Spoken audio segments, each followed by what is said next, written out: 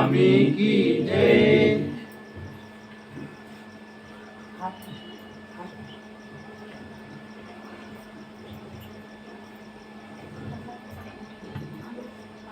श्री गोपाल कृष्ण महाराज की जय। श्री दत्तात्रेय महाराज की जय। महाराज की जय। श्री गोविंद प्रभु महाराज की जय। श्री चक्रधर स्वामी की जय।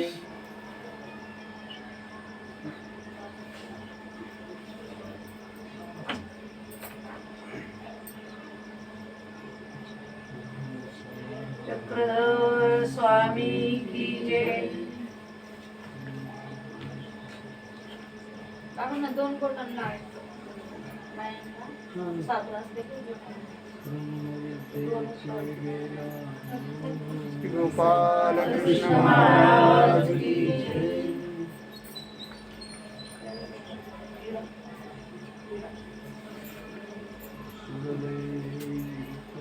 दत्तात्रेय महाराज की जय।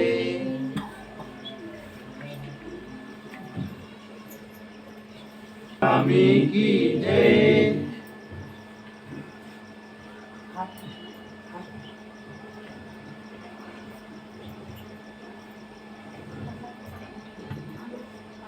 श्री गोपाल कृष्ण महाराज की जय। श्री दत्तात्रेय महाराज की जय। महाराज की जय। श्री गोविंद प्रभु महाराज की जय। श्री चक्रधर स्वामी की जय।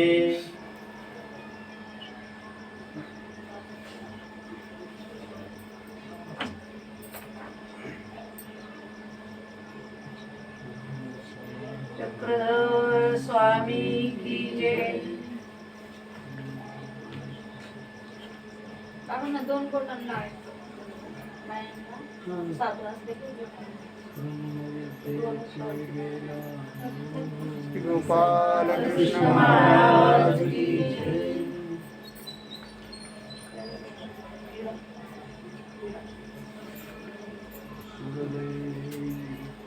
दत्तात्रेय महाराज की जय।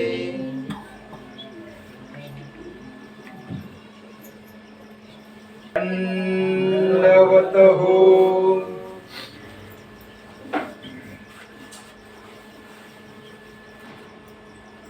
देवतेच्या ठाई वेचले पण मनने, ओसावी आंसी जोगेश्वरीचा चौकी आसन एक वासना, पटी साळे तवैकू भगत जोगेश्वरीचा आला, पूजा केली दंडवत प्रदक्षिणा केली मग पुसिले, आई आता जाऊ माली आता जाऊ, दारवंटीवरे जाय आणि मागुताये, आयो आता जाऊ माऊलिये आता जाऊ, ऐसे वेळा दोन्ही चारी पुसिले, मग तो गेला मग सर्वज्ञ म्हणितले, देखिले गावानरे या, हा ठावे वेरू देवतेच्या ठाई वेचले पण, ऐसा येतीचा होय तरी येतीची आपण पेदीजे. देवतेच्या ठाई वेचले पण म्हणजे स्वामींचं जोगेश्वरीच्या चौकात आसन होतं, म्हणजे जोगेश्वरीच्या चौकात स्वामी आसनस्थ होते त्या ठिकाणी.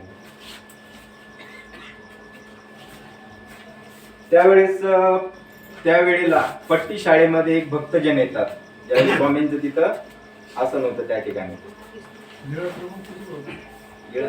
चरित्र याच्यात 503 भक्तजन आहेत, ती तिथं त्या देवाची पूजा करतात, तिथं प्रदक्षिणा घालतात, आणि म्हणजे जसं राईन पंथाचे लोक तिथं प्रदक्षिणा वगैरे घालतात, कोणत्या मंदिरात जाऊन त्यांची पूजा वगैरे करतात, त्या पद्धतीने ते करतात. आणि स्वामी सांगतायत ह्या आपल्या भक्तजनांना.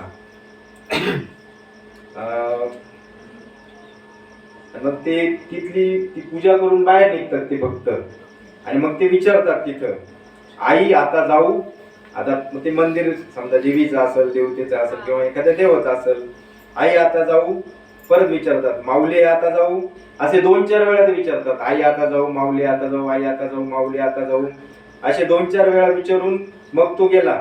मग यावरती ते सर्वज्ञांनी पाहिलं आणि सर्वज्ञ म्हणतात मग आपल्या वानेरी यांना, वानेरी या मर्यादेपर्यंत किती देवतेच्या आसक्त भक्ती, म्हणजे देवतेची किती आसक्त भक्ती करतात लोक. म्हणजे आपण समजा देवाच्या पुढे हात जोडले, देवा दंड भगवंता मी जातो आता, म्हणजे आपण आपल्या मनात म्हणतो ना, एखाद्या मंदिरातून निघाल्यानंतर देवा मनात येतच आपल्या, आपण नाही म्हणतो तरी. पण आपण 4 वेळेस दरवाजापर्यंत जायचं, वापस परत यायचं मूर्तीजवळ, आई जाऊ, परत बाहेर यायचं, परत मध्ये जायचं, माता जाऊ, म्हणजे असं ते करत होतं. मग स्वामींचं असं म्हणणं आलं, देवतेच्या ठाई किती आसक्त भक्ती आहे असं.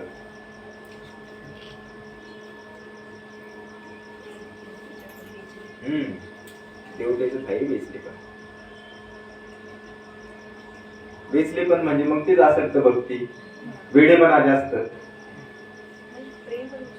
प्रेमरूप स्वभावाने करण्याची भक्ती वेगळी, याला वेडेपणा कसं म्हणता येईल. का आपण आता एखादी गोष्ट एखाद्या व्यक्तीला आपण एक वेळेस सांगितली, आपण तीच जर 4-4 वेळेस करतोय त्या व्यक्ती समोर, आता तुम्ही समजायला म्हणता येईल मी चालले आता घरी, परत दरवाजापर्यंत जाते, परत वापस येते, असं 3-4 वेळेस केल्यावरती मग याला वेचले पण म्हणतात. पण एकदाच सांगून निघून गेले तर व्यवस्थित म्हणतात ना. लखुबाई सा प्रति लकुमिया विरूकतन 504. लखुबाई सा प्रति लकुमिया विरूकतन, उंबरडासे गाववा, मध्ये वाट उठली तया लकुमिया मारिला, तो अधोगतीसी गेला कान. लखुबाईसा प्रति लकुमिया विरूकथन अशी लीला आहे. उंबरडासे गावात दंगा झाला होता. उंबरडासे गावाचं एक गाव होतं, त्या ठिकाणी दंगा झाला. त्यात लकुमिया मारला गेला होता. लकुमिया नावाचा हा जो भक्त ज्याने हा मारला गेला, तो अधोगतीस गेला. तो कान्हयाचे घरी पोटी येत असे, म्हणजे त्याच ठिकाणी त्या गावात एक कान्हया नावाचे जे भक्तजन होते, तो त्यांच्या पोटी जन्माला यायचा. असं तो 7-8 वेळेस जन्माला आला, पण तो काही येत असे जात असे, म्हणजे तो जन्माला यायचा आणि मृत्यू व्हायचा थोड्या दिवसात. म्हणजे 1-2 महिन्याचा व्हायचा, कधी वर्षाचा व्हायचा, कधी 6 महिन्याचा व्हायचा, असं येत जात राहिला. मग एका दिवशी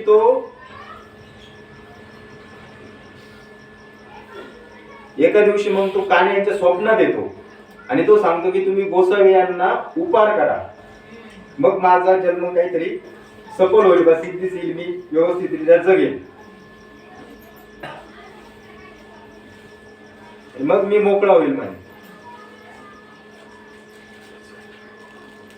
मग कान्हा नायक हा लखुबाईसांचा भाऊ होता.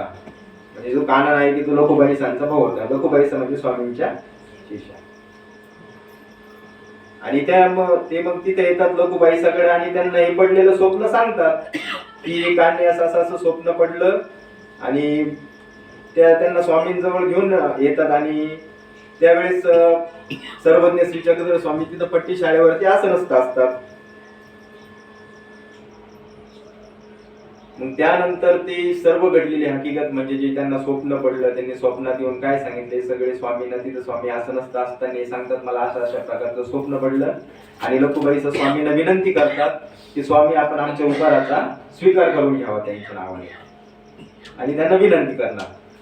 त्यावरती मग स्वामी म्हणतात वृद्धा संगमापासून वाघाडे संगमेपर्यंत फेऱ्या करा व आमच्यासाठी एक उपहार करा. म्हणजे जे स्वामींनी त्यांना 2 ठिकाणं सांगितले, वृद्धा संगमापासून ते वाघाडे संगमापर्यंत फेऱ्या करा आणि मग त्यानंतर आमच्यासाठी तुम्ही उपहार घेऊन या.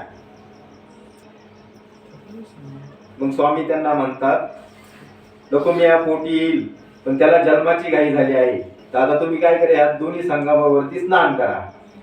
म्हणजे त्यांना सांगतात दोन्ही संगमावरच्या फेऱ्या करून ते दोन्ही संगमावरती स्नान करतात आणि त्यानंतर स्वामींना उपहार करतात.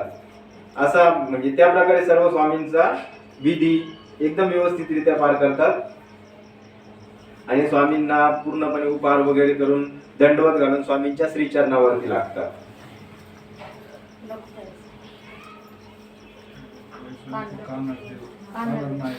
लकुमा कान्हा नायक हे लकुमाबाई त्यांचे भाऊ होते. मग स्वामींनी त्यांचा सहपरिवार सर्व जो त्यांनी उपहार केला तो स्वीकार केला. नंतर स्वामी अनुज्ञा घेऊन गावी निघून गेले. मग त्यानंतर त्यांना मग ते जन्म पुत्र प्राप्ती झाली, ते व्यवस्थितरित्या जगलं. जगला तो पण त्यांचाच होता. म्हणजे हे जे त्यांच्या पोटी जे याच्यामध्ये त्या ठिकाणी दंगा झाला ना, दंगामध्ये जो लकुमिया नावाचा जो म्हणजे आपण एक व्यक्ती म्हणून तो तिथं मारला गेला. तो मारला गेल्यानंतर त्याचं काय झालं, म्हणजे त्याच गावामध्ये कान्या नावाचे एक कुटुंब होतं, म्हणजे कान्या नावाचा एक व्यक्ती परत आपण असं समजू भक्तजन. मग तो हे कान्या हे लकुबाई सांचे भाऊ. मग जो मारला गेलेला होता त्या दंगलीमध्ये तो यांच्या पोटी जन्म घ्यायचा. पण ते जन्म असा झाला, पहिल्यांदा जन्म झाला परत मृत्यू झाला, दुसऱ्यांदा झाला, असं 5 ते 7 वेळेस त्यांचा जन्म होऊन मृत्यू झाला. मग त्यांनी त्यांच्या स्वप्नात येऊन सांगितलं त्या मृत्यू बाळकाने का तुम्ही सर्वज्ञांच्या इथं जाऊन एक उपहार करा, म्हणजे माझा जन्म सफल होईल, मी वापस मरणार नाही जन्म झाल्यानंतर, आणि म्हणजे जे मरण येते मला ते टाळलं जाईल माझं. मग ते स्वामीकडे जातात, स्वामींना विनंती करतात. मग स्वामी त्यांना सांगतात की संगमावरती तुम्ही 2 जे सांगितलेत नाही तर त्यांनी वृद्धा संगम आणि वाघाडे संगम. तर आपण एक शहानिशा करू, वृद्धा संगम वाघाडे संगम. पट्टी शाळा म्हटल्यानंतर माझ्या अंदाज तिकडची फिरायची जोगेश्वरी जवळ. आणि मग ते तिथल्या फेऱ्या करून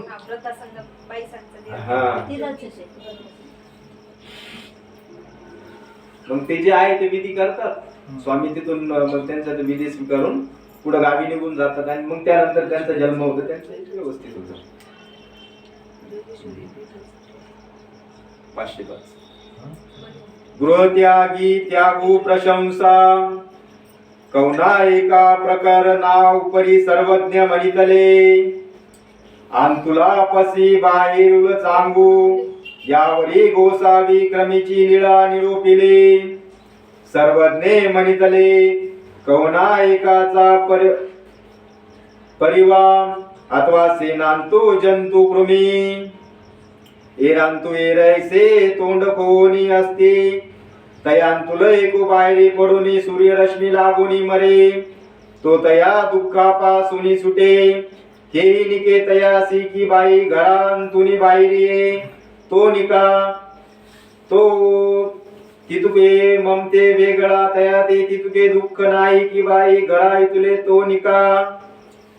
गृहत्यागी त्यागी प्रशंसा म्हणजे सर्वज्ञांना ह्या लीळेमध्ये ही गोष्ट आपल्याला सांगायची आहे की एखाद्या ठिकाणी घाण पडलेली असते, चिखल असतो किंवा रस्त्यावर पडलेलं शेण असतं, एखाद्या प्रकारची विष्ठा घाण, त्यामध्ये जे किडे असतात बघा, एकदम सूक्ष्म जंतू असतात, कृमी, त्या काय करतात एकमेकांच्या तोंडाला तोंड लावून एकमेकांना खाण्याचा पण प्रयत्न करतात, ते स्वतःची भूक भागवण्यासाठी आणि वळवळ करतात.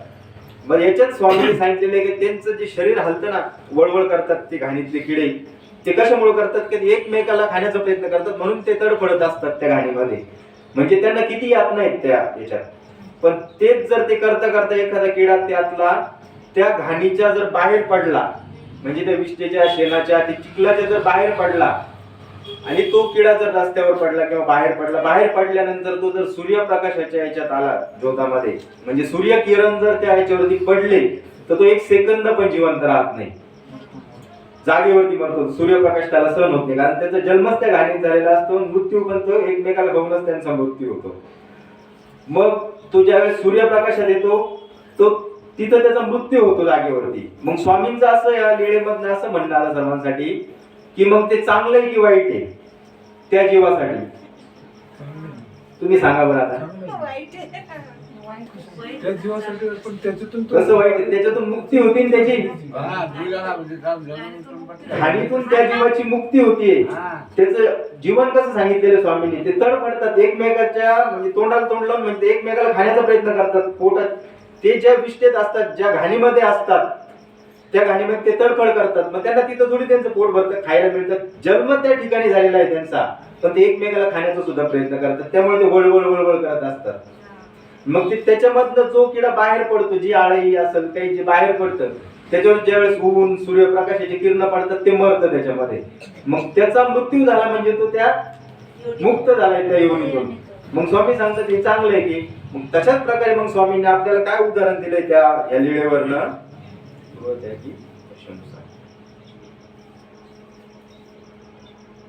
स्वामी बाईंना म्हणतात हे चांगले की नाही.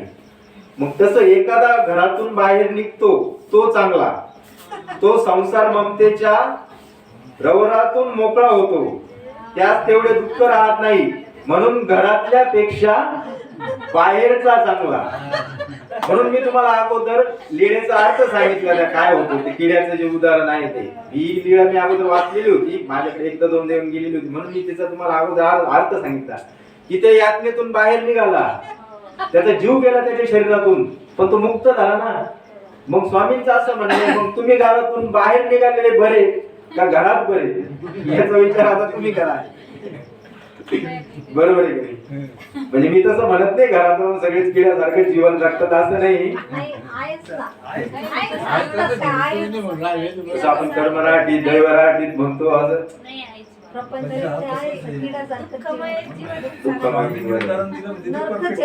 मग स्वामींचं असं म्हणणं आहे त्यावरती की घरातल्या पेक्षा बाहेरचा चांगला, म्हणजे घरातल्या पेक्षा बाहेरचं चांगलं असं या लीळेतनं आपल्याला स्वामींचं संबोधायचं हेतू आहे.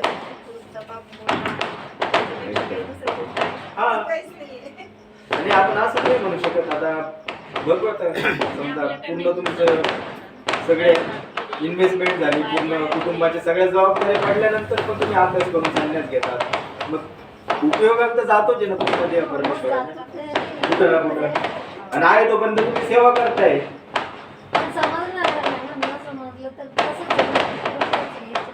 आपण जर आता पूर्णत्वपणे जर यानुसारच जगत राहिलो तर मग साधू प्रत्येकालाच व्हावं लागेल, पहिल्यापासूनच व्हावं लागेल मला लग्न न करता. म्हणजे माझा एक सांगायचा उद्देश वेगळा असेल म्हणून नाही.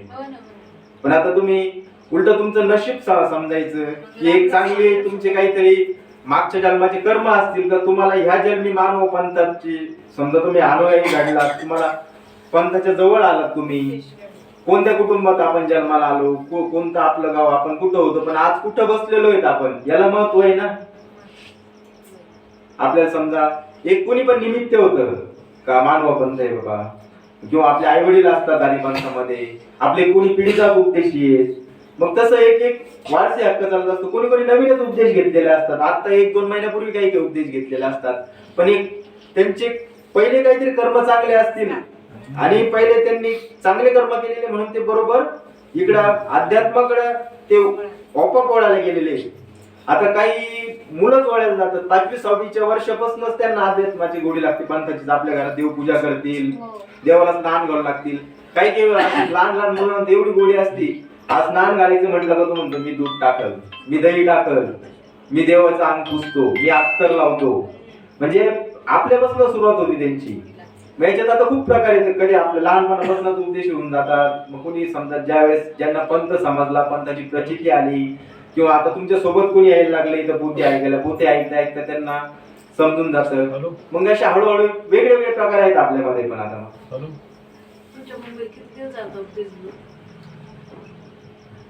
आता उपदेश घेतला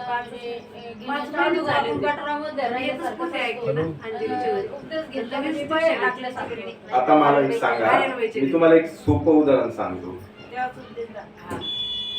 आता आपण देवता भक्ती म्हणतो, ते तुम्हाला सगळ्यांना मान्य असला, तुम्ही चांगल्या प्रकारे आतमध्ये जे हे ठेवलेले आहेत म्हणे, तुम्ही ज्याला देव मानता ते असे दगडासारखे का असतात म्हणे. आता म्हटलं यांना उदाहरण कसं द्यावं. मग जे माझे गुरु होते म्हणजे कैवल्यवासी आमनाचार्य हलसीकर बाबा उर्फ जामोदेकर बाबा, ते असे प्रत्येक प्रवचनामध्ये एक उदाहरण सांगायचे. ह्या जे आता त्यांच्या प्रवचनाला माझ्या अंदाजे एक प्रवचन 200-250च्या वरतीच गर्दी असायची. मग त्यामध्ये वारकरी संप्रदायाचे लोक असायचे, मानभावपंथीय, पुजारी, उपदेशी मंडळ आणि अन्यत्रपंथीय लोक पण भरपूर असायचे. पण त्या अन्यत्रपंथीय लोकांना समजावण्यासाठी बाबा हे उदाहरण द्यायचे. ते आज उदाहरण मला आठवलं म्हणून मी तुम्हाला एक सांगतो की जसं आता हे घर आहे समजा विद्वान साहेबांचं, इथं समजा हे कुठंतरी गावाला गेले, आज यांच्या घरात इथं कपाट ठेवलेलं आहे, खूप दागदागिने पैसा आहे कपाटामध्ये, आणि हे गावाला गेले. आज रात्री इथं चोर आहे चोरांनी दरवाजा तोडला, इथं चोरी केली, चोरी वगैरे करून काय असेल नसेल ते घेऊन चोर निघून गेले. पण आता उद्या सगळे गल्लीतले लोक उठले, त्यांना प्रश्न पडला, अरे बापरे यांचं तर घर फोडलंय, मध्ये चोर आहेत, पण मध्ये कोणाची याची हिंमत होत नाही. भीती कोणाची असते त्यांना? पोलिसांची भीती असते, कारण त्यांना माहित असतं मध्ये पोलीस जातील, मग पोलिसांसोबत कोण आणतात? पोलीस. बरोबर आहे का नाही? ते कशासाठी आणतात सांगा बरं? मग तो कसा सापडला जातो? पण त्या मागचं कारण काय असतं? श्वान थोडी फिंगरप्रिंट घेतो. महत्वाचा मुद्दा हाच आहे, वास. मग आता तुम्ही मला एक गोष्ट सांगा, ह्या कलियुगामध्ये मनुष्य प्राणी जर एखाद्या वस्तूला स्पर्श करतोय, एखाद्या निर्जीव वस्तूला, जर मनुष्याचा त्या निर्जीव वस्तूला झालेल्या स्पर्शाचा जर वास तिथं आज पण राहतोय, या निर्जीव वस्तूला झालेला वास मनुष्य प्राण्याचा जर आज कलियुगात तिथं राहतोय, तर त्या काळात आमचे स्वामी ज्या ज्या पाषाणावरती बसले, ज्या ज्या ठिकाणी त्यांनी आसन घेतलं, मग त्या ठिकाणावरती स्वामींचा त्या पाषाणाला स्पर्श झालेला आहे, मग आज त्याच्यात किती वास असेल. आणि मग मी त्यांना सांगितलं की हे जे आमचे पाषाण आहेत, जिथं जिथं स्वामींचा स्पर्श झालेला आहे, ज्या ठिकाणी स्वामींनी क्रीडा केलेल्या आहेत, भक्तिजनांना घेऊन बसलेले आहेत स्वामी, हे सर्व त्या ठिकाणचे विशेष आहे. उदाहरणार्थ म्हणजे मग तुम्हाला सोपं सांगतो, म्हटलं तुम्हाला जर एवढं स्वामींचं समजत नसेल, आपले भगवान श्रीकृष्णाने म्हटलं कोणता डोंगर करंगळीवरती उचलला होता? ते म्हणजे गोवर्धन पर्वत. म्हटलं मग तो सगळा आमच्यासाठी नमस्कारी. म्हटलं त्याला देवाने हात लावला तर म्हटलं देवाने हा. मग म्हटलं देवाने करंगळी जरी लावली ना तर पूर्ण पर्वत उचलला होता. म्हटलं त्याच्यावर तर एवढा जरी पाषाण असला, म्हणजे तुमच्या भाषेत दगड म्हटलं नाही, एवढा जरी असला तर तो आमच्यासाठी देव आहे. म्हटलं मग त्यांना ते थोडंफार त्यांच्या लक्षात आलं की हे का करतात बाबा या गोष्टीची पूजा. मला बाबा 3 जणी म्हटले म्हणजे देव असे कसे काळे दगडाचे. मग मी म्हटलं ते ना आमच्या गुरुनं दिलेले. म्हटलं आम्ही बाजारात जाऊन पितळाची घडून आणून पूजा नाही करू शकत.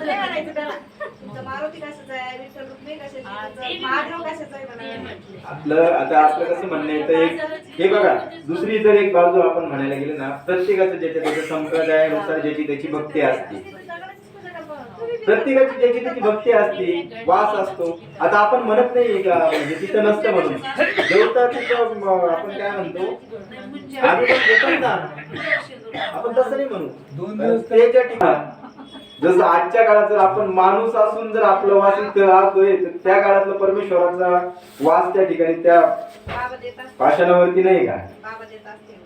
मग आणि ते तर परमेश्वर होते. आता देवाला जिथं जिथं कोणी भेटायचं, एखादा ब्राह्मण भक्तजन कुठे भेटायचे ते देवाला विचारायचे. भरपूर लीळांमध्ये आपण कोण साधू महात्मे हो, म्हणजे मी साधू नाही. म्हणजे स्वामी वेगळे वेगळे सांगायचे, मी नाही, मी ते नाही, मग ते नाही. आणि ते विचारता विचारता स्वामी सांगता सांगता त्याची थोडीशी दृष्टी व्हायची. मग त्याच्या लक्षात यायचं अरे तो परमेश्वर पुरुष आहे. मग तो म्हणायचं माझं भाग्य उजळलं, मला तुमचं दर्शन घडलं. म्हणजे अशा भरपूर ठिकाणचे लीळेमध्ये आलेले आहे. भरपूर ठिकाणी झालेले आहे. या लीळेत पण असलं बघा. प्रज्ञा सागरा स्वयं ईश्वर त्व सूचना. 506. प्रज्ञा सागरा स्वयं ईश्वरत्न सूचना, ईश्वरत्व सूचना. संन्यासी आले तेही दंडवते गेली, गोसावियांचे प्रतिष्ठानी नागनाथे अवस्थान. एके वेळ गोसावी यांच्या दर्शना प्रज्ञा सागर संन्यासी आले, तेही दंडवत केले श्रीचरणा लागले. ते गोसावी यांते पुसिले, जी जी गोसावी कवन काही. मग सर्वज्ञ म्हणितले, नाहम मनुष्य नच दैव यक्षो. सर्वज्ञ म्हणतात नाहम मनुष्य यो नच दैव यक्षो, मी मनुष्य पण नाही देव पण नाही. न ब्राह्मण न क्षत्रिय वैश्योद्रो, न ब्रह्मचारी न गृह न मनस्थितो, भिक्षुर्न चाहम निज बोध रूपम. ऐसे गोसावी म्हणितले, मग ते म्हणू लागले, जी तरी काही गोसावी परमेश्वरू होती, तरी आजी आमचे जन्म सफळ झाले. जे गोसावी यांचे श्रीचरण देखिले, जी गोसावी यांचे ज्ञान कवनासी होय जी. मग सर्वज्ञ म्हणितले, किंकर धर्मी वर्ते तयाचेनी सगळ्यांचे संदेह तुटती. तो म्हणे तो तू तैसाची होय होय, आणि आनंदे तुदंबी ज्ञानियासी अनिष्ट निवृत्ती करे, भक्तासी अनिष्ट निवृत्ती करून इष्टा प्राप्ती करीती. ऐसे गोसावी निरूपण केले. मग मग प्रज्ञा सागर गोसावी यांचे झाले. जसं तुम्हाला एक शब्दात सांगितलं, स्वामींना कोणी ना कोणी ब्राह्मण म्हणा, भक्तजन म्हणा, कोणी कोणी भेटेलच स्वामी ज्या ठिकाणी असायचे. त्याच प्रकारे एक प्रज्ञा सागर नावाचे स्वामींचे नागनाथाच्या मंदिरामध्ये अवस्थान होते. तिथे त्या ठिकाणी अवस्थान असताना तिथे प्रज्ञा सागर हे थोर संन्यासी होते. ते स्वामींच्या दर्शनासाठी येतात. त्यांनी स्वामींना दंडवत घातला, स्वामींच्या श्रीचरणाशी लागले आणि ते स्वामींना म्हणतात, प्रज्ञासागर जी स्वामी कोण, म्हणजे स्वामी तुम्ही कोण आहात. यावरती मग सर्वज्ञ म्हणजे आपले स्वामी त्यांना म्हणतात, आम्ही मनुष्यही नाही, मी मनुष्य पण नाही ना देव वा यक्षही नाही, मी देवही नाही आणि यक्षही नाही. न मी ब्राह्मण आहे, मी क्षत्रिय नाही, वैश्य नाही, शूद्र नाही आणि भिक्षुकही नाही. म्हणजे असे सर्व प्रकारचे घेऊन स्वामींनी त्यांना सांगितलं की मी भिक्षुकही नाही, आम्ही स्वयं ज्ञानमय आहोत. एकच शब्दात सांगितलं स्वामींनी त्यांना, आम्ही स्वयं ज्ञानमय आहोत. तेवढं ऐकल्यानंतर काळ कुळ गोत्र सोडले आहे आम्ही. म्हणजे त्यांना स्वामी सांगतात, आमचं काळ कुळ गोत्र म्हणजे आता जेणेकरून आमचं परिवार, आमचं गोत्र म्हणजे जे त्यांचं आडनाव होतं पहिलं काळ कुळ सर्व सोडून, ते सगळं सोडून दिलेलं आहे आम्ही. तुम्ही आमची ओळख काय विचारता. स्वामी त्यांना म्हणतात, प्रज्ञासागर त्या संन्याशांना, तुम्ही आमची ओळख काय विचारता. असे सूचना करणारे गीतोक्त निरूपण केल्यावर प्रज्ञासागर म्हणाले. म्हणजे ज्यावेळेस स्वामींना असं ते प्रज्ञासागरांना सांगितलं, हे सर्व त्यांनी ऐकलं, त्यांच्या कानावरती पडलं आणि त्यानंतर प्रज्ञासागर स्वामींना म्हणतात, मग स्वामी स्वयं ईश्वर पुरुषच आहात. म्हणजे प्रज्ञासागर स्वामींना म्हणतात, स्वामी आपण स्वयं तर ईश्वर पुरुषच आहात. आपल्या दर्शनाने आमचे जन्म सफल झाले. म्हणजे त्यांच्या ते लक्षात आलं ना की तुमचं दर्शन झालं म्हणजे आमचा जन्म सफल झाला. आता पुढे त्यांनी विचारले, स्वामी आपले ज्ञान कोणाचं होईल जी. म्हणजे मग ते स्वामींना म्हणतात, स्वामी आपले ज्ञान कोणाला होईल. मग स्वामी त्यावरती म्हणतात, किंकर धर्मी वर्ते ते असं होते, अहंता शून्य होऊन जे आचरतात त्यांचे सर्व संदेह फिटतात.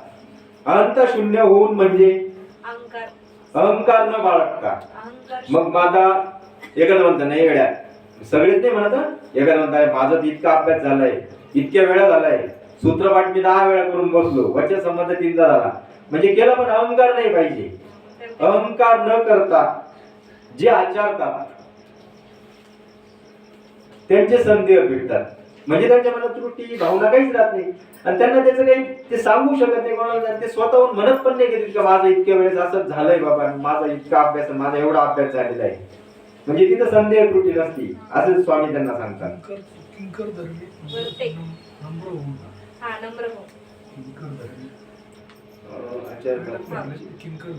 किंकर धर्मीवरती ते असं होते, आपले ज्ञान पुन्हा होईल. स्वामी म्हणाले किंकर धर्मी, हो जो धर्माशी म्हणजे प्रबळ आहे. किंकर म्हणजे एकदम नम्रपणे धर्माचा स्वीकार करतो.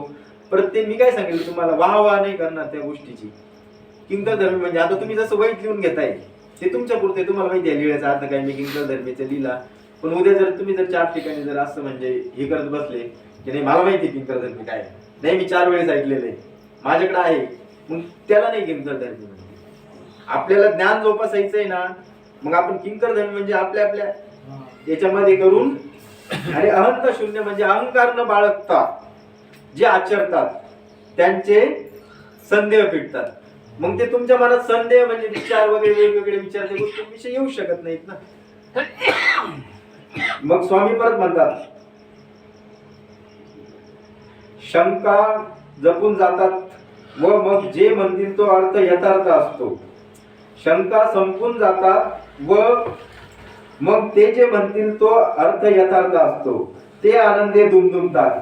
हे सर्व निरूपण ऐकून प्रज्ञा सागरासारखा महान संन्यासी स्वामींचा अनन्य भक्त झाला. म्हणजे स्वामी काय सांगतात, शंका संपून जातात.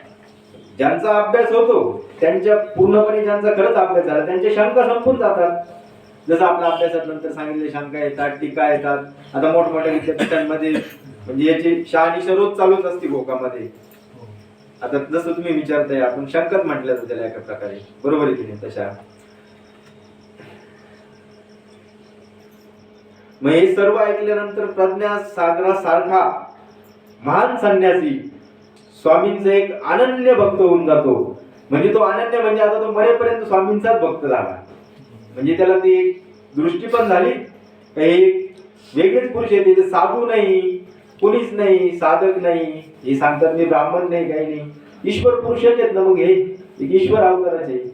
अशा प्रकारे मग त्यांनी प्रज्ञा सागरा स्वयं ईश्वरत्व सूचना म्हणजे स्वयं प्रज्ञासागर होऊन तिथं जातात. फक्त ते स्वामींना काही थोडेफार प्रश्न विचारतात आणि त्या प्रश्नाचे उत्तर देता देताच प्रज्ञासागरांना स्वयं स्वतःच समजून जातं की हे ईश्वर अवतार आहे. अशा भरपूर काही ठिकाणचे लेण्या आहेत.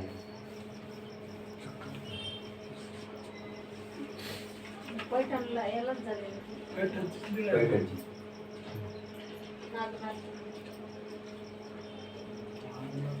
प्रज्ञासागर. हो, प्रज्ञासागर.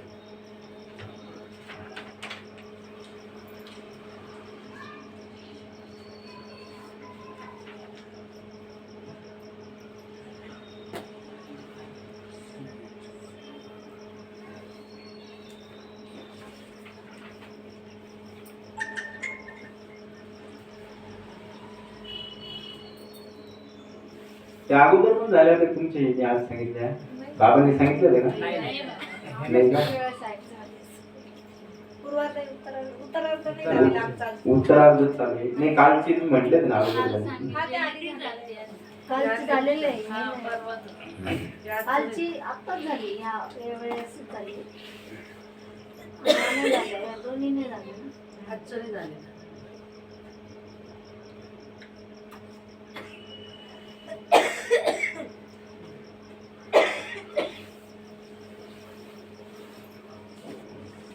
पुढच्या अजून एक घेऊ म्हटलंय कधी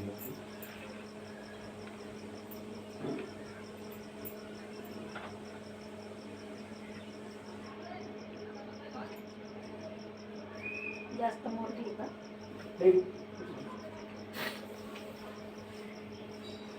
मी शोधतोय एखादी मोठी. नाही, छोटीच घ्या आता. आज सगळ्यांचे बॅटऱ्या उतरलेले आहे. का बरं?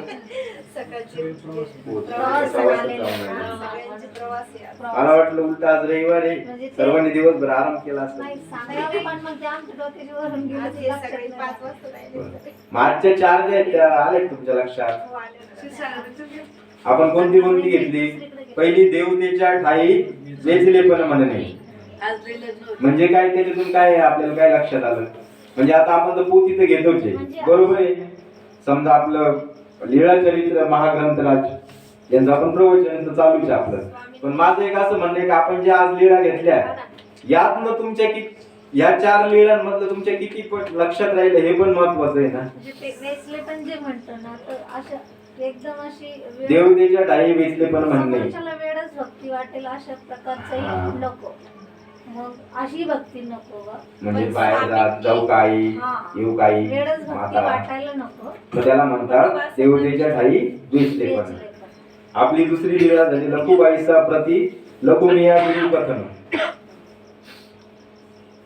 काय वाटतं देवाला असं म्हणायचं असेल की ते देवतेच्या ठाई एवढं वेचले पण आहे त्यांचं, तुम्ही ईश्वराच्या ठाई वेचले पण करा असं. हा. मग हे स्वामींनी कोणाला सांगितलं? भटवासांना. यांना भटवासन दाखवलं ना समोर.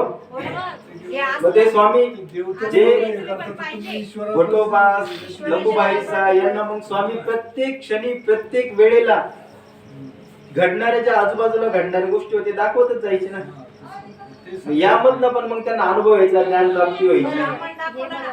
काही सांगितलं आता आपण. नाही किंवा ते त्या देवतेच्या ठिकाणी एवढं करतात कसं ईश्वराच्या तुम्ही ईश्वराच्या ठिकाणी ठिकाणी केला त्याचा फायदा होईल. तो देवाने तिथे काय होतं? त्यानंतर आपण 2 नंबरची लीळा बघितली, लघुबाईचा प्रति लघुमिया विरूपथन. त्यातनं काय लक्षात आलं आपल्या? त्यातनं म्हणजे जे दंग्यामध्ये मारले गेले होते, ती लीळा आली का लक्षात तुमच्या? नाही पण त्याचं तितकं बोध काय मग ते नाही समजलं. हा, म्हणजे त्यांचं त्यातून काय घ्यायचं ते नाही समजलं. म्हणजे ते नाही समजलं. म्हणजे त्याच्यातून काय घ्यायचं, त्याचे व्यक्ती होत्या लखुमिया यांचा दंग्यामध्ये मृत्यू झाला, पण ते त्याच गावातल्या काननायकाच्या घरी जन्माला येत होते. काननायकाच्या घरात म्हणजे त्यांच्या पोटी, त्यांच्या कुटुंबामध्ये जन्माला येत होते, पण ते जन्माला येऊन जिवंतच राहत नव्हते ना. आपण कसं म्हणतो आजच्या काळात बाळ जन्माला येतं पण मरतं, काचीत ठेवलं बाळ जातं, 1-2दा समजा असं झालं, 3दा झालं, मग काय असेल बाबा काहीतरी. आपण बघू, देवाचे नवस करू, भरपूर ठिकाणचं असं आहे की देवाचे नवस करून मग व्यवस्थित. पहिल्या काळात तर खूप होत्या अशा काही गोष्टी. आता तरी आता समाज हे पुढे गेलंय, विज्ञान पुढे गेल्यामुळं सगळ्या आता उपचार आहेत. मग आता हे अशाच प्रकारे मी तुम्हाला एक सांगू इच्छितो ना, का हे 7 वेळेस हे बाळ जन्माला मृत्यू पाहिलं, मग तेच बाळ त्याच्या म्हणजे ज्यांच्या पोटी जन्माला त्यांच्या स्वप्नात येऊन सांगतं की स्वामींशी जाऊन तुम्ही उपहारू करा. म्हणजे एक नवस केल्यासारखंच झालं ना ते, का स्वामींना तुम्ही उपहार करा माझ्या नावाचा, की आमचं हे दाम्पत्य जन्माला आल्यानंतर असं नको व्हायला. मग स्वामी त्यांना सांगतात तुम्ही एवढं प्रदक्षिणा करा 2 ठिकाणच्या, वृद्धा संगम आणि वाघाडी संगमापर्यंत फेऱ्या करा. त्या फेऱ्या करून मग तुम्ही तिथं स्नान करा, मग मी तुमचा जो पंचावतार उपाय असेल तो मी स्वीकार करेल.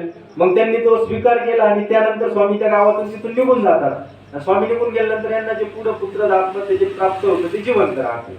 म्हणजे या लीळेतून एक सोपी एक सांगायची गोष्ट म्हणजे ते आपण जसं आजच्या काळामध्ये तुम्ही नवस करतात बघा, कशासाठी, पुत्र प्राप्तीसाठी, यासाठी त्यासाठी तसं.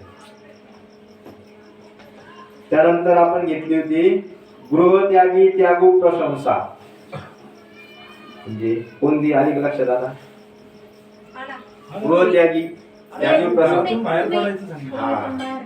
हा, म्हणजे कसं मी तुम्हाला म्हटलं, मी तुम्हाला 4 लीळा सांगितल्या, पण मग तुमच्या पण लक्षात आले पाहिजे ना आज काय ऐकलं आपण. आणि ते जर तुमच्या लक्षात राहिलं, समजा एक याच्या जसं आपण एखादी गोष्ट म्हणतो हे म्हणतो त्या प्रकारे जरी तुम्ही तुमच्या याच्यात साठून राहिलं तर तुम्हाला कधी पण लक्षात येईल, अरे ही अशी अशी गोष्ट होती बरं का, चला आपण आता लवकर याच्यातून बाहेर पडू बरं का, हे लवकर आवरून घेऊ बाकीचं सगळं आता.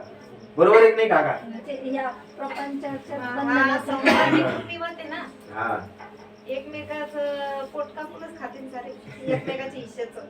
पण जो याच्यातून बाहेर पडतो तो याच्यातून सुटतो. म्हणजे नुसतं बाहेर पडण्यालाच म्हणतो ना, बाहेर पडून मग तू इकडे आचरण करून आचरण केलं तर आस्तिक सुटतो. असल्याशिवाय उतरत आस्तिक, हा, उतरण नाही कळत. म्हणजे सुटणं म्हणजे मग सुटण्याचे प्रकार पण खूप आहेत. काही काही घर सोडून निघून जातात, कोणी वृद्धाश्रमात जाऊन राहत, तर कोणी तरसून सोडून जातात. तर मग ते शेवटपर्यंत पण घरच्यांना पण सापडत नाही. म्हणजे घराच्या बाहेर निघून जाण्याचे अनेक प्रकार आहेत, पण आपल्यात कोणता सांगितलं, घर सोडा आणि इकडे या. म्हणजे तुम्ही आपल्या धर्माच्या जे आश्रमात या, अभ्यास करा, संन्यास दीक्षा घ्या. अनुसरण घडलं पाहिजे तुम्हाला. अनुसरण घडल्यानंतर मग ज्या वेळेस तुम्हाला अनुसरण घडेल त्यावेळेस तुम्ही त्यातून तुमची सुटका झाली. तुम्हीच नाही, कुणी असू द्या. संसार मी जी चक्रात आता लीळा सांगितली आता पुत्र वाचत तेच बाबांनी मग ते अर्जुनाचं उदाहरण दिलं ते रावणाचं. तर मग ते असं तुम्ही देवीला दर्शन द्यायचं होतं म्हणून मी हे सगळं लक्ष्मीला आग्रह की जे हा ना. त्याच्यावर सांगितलं बाईस आणि इकडे जायचं नाही पण तिथं ते पुत्र हे करून त्याच्यासाठी त्याच्यात तो येतो हेतू वेगळा आहे देवाचा. हा हा याचं वेगळं आहे. अर्जुनाचं आहे. आता झालेली एक लीळा मागं. आता आता झालं. झाली. झाली हो ना? का? हा. हा नाही दुसरी पण झालेली. आता प्रत्येक लीळेमध्ये सारांश थोडाफार सारखा वेगळा वेगळा येतो. त्यानंतर आपली झाली प्रज्ञा सागरा स्वयं ईश्वर तत्व सूचना म्हणजे प्रज्ञा हा ईश्वरत्व सूचना. त्याला कळलं बुवा. आपल्या समोर जे बसलेले भटू आहेत ईश्वर. किंवा आपण ज्यांना ब्राह्मण म्हणतोय ज्यांना साधू म्हणतोय हे कोण आहेत मग आता ते हे स्वयं त्यांच्या तोंडून ऐकता ऐकताच त्यांना श्री प्रभू बाबांनी द्राविड देशाच्या ब्राह्मणाला सांगितलं. त्यांनी जेव्हा हे बघितलं होतं पोथी हा हा की ईश्वर अवतार वराड देशी आहेत म्हणून ते शोधत आले होते. ओरड देशा ते म्हणे तुम्ही कोण? नाहम मनुष्य नचदेव एकादश ब्राह्मण क्षत्रिय वैश्य. वैशिष्ट्य प्रभू बाबांनी मग त्यांना हाच वचन म्हणून प्रज्ञासागर. प्रज्ञासागराप्रती पण आहे आणि द्राविड देशाच्या ब्राह्मण. द्राविड देशाचं ब्राह्मण वाई. स्वामींचं पण खूप वेळा आहे याच्यात. किंवा मी हे नाही मी देव नाही किंवा मी हे हम्म, नाही. खूप लीळांमध्ये वर्णन आहे. खूप आहे. खूप खूप बऱ्याच लीळांमध्ये वर्णन येते. आम्ही संन्यासी आहोत. आणि ईश्वर अवतार ईश्वर आहे बुवा हा. साक्षात. ते त्यांनी- तसं पण नव्हते सांगत मोतीला- ईश्वरी नाही स्वामीचं एक म्हणण्याचा उद्देश कसा होता तुम्ही या आता या लीळेत सुद्धा तुम्ही ऐकलं का मी काय सांगितलं तुम्हाला आणा, आणा. 506 मध्ये ना आपण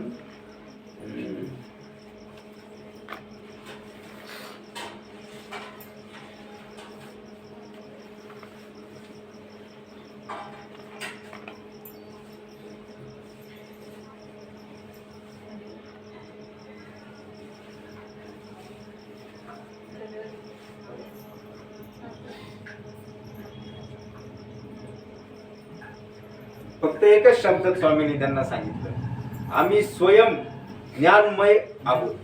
ज्ञानमय म्हणजे तेच आलं. ज्ञानमय सांगितल्याबरोबर त्या भाषेतच मग त्यांना एकाच शब्दात समजून गेलं.